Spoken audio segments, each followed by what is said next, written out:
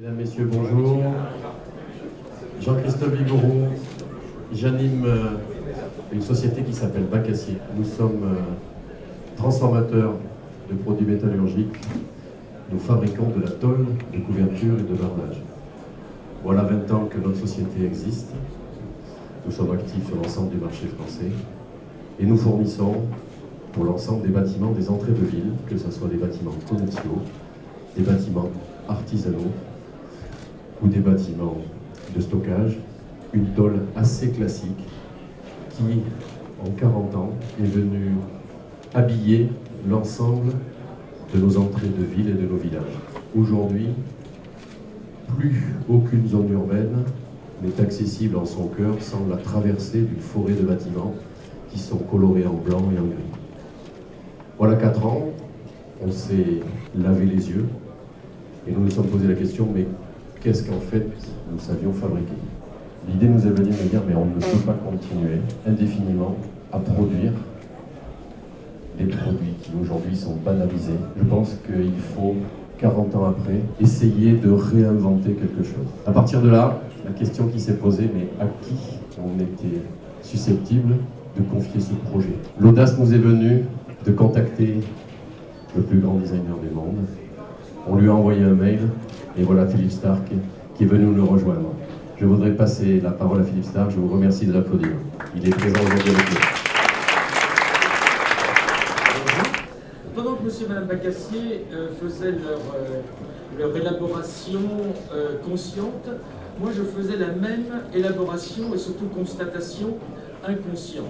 Il faut savoir que j'aime pas beaucoup les villes et qu'on vit beaucoup à la mer mais à la campagne. Et quand j'ai fini de travailler à mon bureau, il y a quelque chose que j'aime beaucoup qui est prendre ma moto ou ma bicyclette et aller me promener dans les zones industrielles. J'adore les zones industrielles, j'adore les parcs d'activités, j'adore les parcs artisanaux, parce que c'est là que ça se passe, c'est là où ça bouillonne. Et le drôle, c'est de voir que les villes se sont faites autour de l'activité, les villes se sont faites autour du boulanger, autour du plombier, autour du boucher, autour du poissonnier, autour de l'ébéniste. Et aujourd'hui, toutes ces centres-villes ont été remplacées par des boutiques qui vendent des jeans ou des chaussures ou des appareils photo ou je ne sais pas quoi, c'est-à-dire des produits finis et non des développements, des créations, et que toute cette création, ce bouillonnement d'idées, de PME, des TPE, des toutes petites entreprises, des artisans, des start-up, eh bien, se passe dans des zones un peu écartées à l'entrée ou à la sortie des villes. C'est un petit peu idiot. Et il y a une vraie réflexion urbanistique à faire là-dessus. C'est pour ça d'ailleurs que j'essaie de convaincre certains partenaires en ce moment de recréer de la ville dans ces endroits, de la vie, c'est-à-dire créer des hôtels, des restaurants, des bars. J'avais l'impression qu'avec presque rien, on pourrait améliorer à la fois la ville, améliorer le paysage, améliorer le sort de ces entreprises. Car je me rappelle, vous n'étiez pas né, il y a 30 ans, une petite entreprise qui faisait des couteaux à l'aïeul m'avait demandé, alors l'aïeul c'était le trou du cul du monde, si vous permettez l'expression, la compagnie était inexistante, ils faisaient des couteaux totalement oubliés, ils sont venus me voir et ils m'ont demandé ce que vous pourriez faire une usine. Mais il y avait à l'époque un peu moins de 100 000 € pour faire toute l'usine, qui était relativement grande. Et j'ai fait cette usine très simplement, mais j'ai ajouté cette lame de couteau qui était remarquable. Et qui a été remarquée et qui a fait que cette entreprise, qui n'était rien du tout au milieu de nulle part, est devenue une entreprise mondiale qui a fait grand succès, qui a racheté d'ailleurs plusieurs autres compagnies. Donc on voit bien qu'à un moment, l'architecture, même de l'usine, a de l'importance. Il y a une valeur ajoutée. Vous allez recevoir votre nouveau partenaire chinois, ou brésilien ou indien, puisque les partenaires maintenant sont forcément chinois, indiens ou brésiliens, et quelques autres, eh bien, il y aura quelque chose qui va se passer. Tout d'un coup, les gens vont se dire, bah, tiens, ils sont intelligents, tiens, ils ont du goût, tiens, ils ont de l'idée. Donc, j'étais dans cette non-pensée comme ça, quand monsieur et madame Bacassier sont arrivés et m'ont dit, voilà, on a l'outil, On a déjà fait tout ça, mais on a l'impression qu'il faudrait faire quelque chose d'autre. J'ai fait, ben c'est parfait, on est totalement d'accord, on est totalement sur la même ligne. Alors, il y a un exemple que j'aime beaucoup, c'est l'exemple de M. Shimano. Avant, on faisait du vélo il y a très très longtemps, ça ne marchait pas très bien, puis ça marchait tellement mal qu'on n'a plus fait de vélo, jusqu'au jour, il y a, j'imagine, un tout petit japonais, M. Shimano, qui a repris le problème du vélo de A à Z. Il n'a pas inventé la roue carrée, il n'a pas réinventé le vélo, il a réinventé le dérailleur. Et il n'a rien inventé dans le dérailleur, il a démonté et il a remonté mieux. Et depuis, tout marche, tout est facile, et depuis, tout le monde fait du vélo. Donc, quelquefois, c'est presque rien. C'est en fait surtout un angle de vue.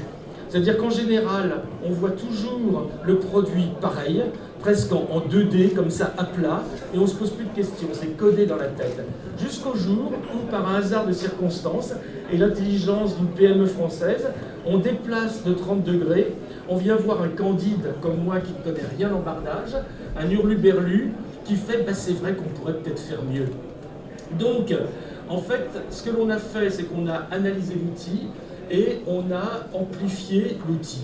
Alors ça ne vous intéresse pas de parler de la fabrication, ce n'est pas votre sujet. Le résultat est qu'on a fabriqué un kit qui permet non pas à moi de déployer ma créativité, mais de déployer vraiment la créativité et la liberté des entrepreneurs, des PME et surtout des architectes. C'est-à-dire qu'on a donné un kit de qualité. L'architecte, quand il travaille, il va essayer d'avoir ou le meilleur crayon ou le meilleur programme dans son ordinateur. Eh bien nous, on lui a donné un meilleur outil pour construire ses bâtiments et pour satisfaire ses clients. C'est un outil qui est sans fin, parce qu'on a d'abord commencé par le bardage, lui donner des différentes textures, des textures organiques, des textures végétales, des textures minérales. On va continuer, on va continuer, on va continuer, car je pense que le seul goût acceptable, c'est la liberté. Tout le monde a la liberté d'avoir son bon goût ou son mauvais goût, ça ne me concerne pas. Mais en tout cas, on va travailler jusqu'à temps qu'il y ait toujours la possibilité pour tout le monde de s'exprimer. C'est-à-dire qu'on est clairement dans mon langage habituel, dans une haute couture démocratique. C'est-à-dire qu'on aura vraiment un produit totalement adapté pour tout le monde, qui va remplir clairement sa fonction, mais à un prix démocratique, parce que en fait, c'est comme la plaisanterie du pot de peinture écossaise. Et bien choisir un pot de peinture écossais ou un pot de peinture uni, c'est exactement le même prix. Choisir le bon rouge ou le mauvais rouge, c'est exactement le même prix. Donc simplement avoir transformé l'outil, ce qui leur a coûté cher à eux d'ailleurs, pour que ça évite de coûter cher à l'utilisateur, c'est rien en plus, mais par contre c'est beaucoup plus dans le résultat. Donc aujourd'hui, on est sur les matières, on a commencé les détails, on a même été jusqu'à l'outil, car c'est important, l'outil pour poser, avec des petits détails amicaux, parce qu'on se dit quand même, le type il va faire ça toute la journée, et à un moment, il va peut-être fumer une cigarette, il va le mettre dans son jean. Donc c'est ce genre de petits détails qui montrent qu'on pense à eux, on pense à vous, on pense à nous. Et après, l'important, c'est de ne pas créer de l'inutile. On n'a plus les moyens sur cette terre de créer de l'inutile. Donc il faut simplement utiliser ce qui est indispensable. Ce qui est indispensable pour créer du bardage, c'est une vis, par exemple. Alors cette vis, on a travaillé avec monsieur l'ingénieur en chef et monsieur Bacassier 1 an, 2 ans sur cette vis, mais reste que maintenant, avant ce qui était une vis, pas très belle reconnaissant, puisque ça ressemblait plutôt à ça, maintenant le boulon fait partie même du motif décoratif, et le boulon lui-même, donc il n'y a aucun surcoût, est partie du projet architectural. C'est ce genre de façon de penser qui est aujourd'hui l'apanage de Bacassier, c'est-à-dire qu'on a amené pour la première fois de l'intelligence et surtout de la créativité. Donc on va continuer, il y a je crois des bacs à fleurs, Bacassier, bac à fleurs, trop drôle, et on va continuer pour donner un kit complet, c'est-à-dire que un architecte, un entrepreneur va pouvoir ouvrir le catalogue Bacassier et avoir tout. L'extérieur, l'intérieur, le sol, les escaliers, les portes, les lumières. C'est un petit pas pour le bardage, c'est un grand pas pour nos campagnes et notre industrie, parce que, un, on va sauver nos paysages, et deux, on risque peut-être même d'améliorer notre économie. Donc merci à Monsieur Bacassier. On a travaillé 3 ans là-dessus, avec une constructivité, je ne sais pas si ça se dit, un esprit extrêmement positif. Ça a été très agréable. Enfin, ça, c'est pas votre sujet. Votre sujet, c'est d'apprécier le résultat. Nous allons être, pardon, pas nous, vous allez être adorés par les maires. C'est très important. Parce que les maires, ils vous aiment plus du tout. Mais maintenant, quand vous allez arriver avec ça, ils vont dire « Oh, quand même, c'est formidable. Merci et bienvenue. » Merci à tout le monde.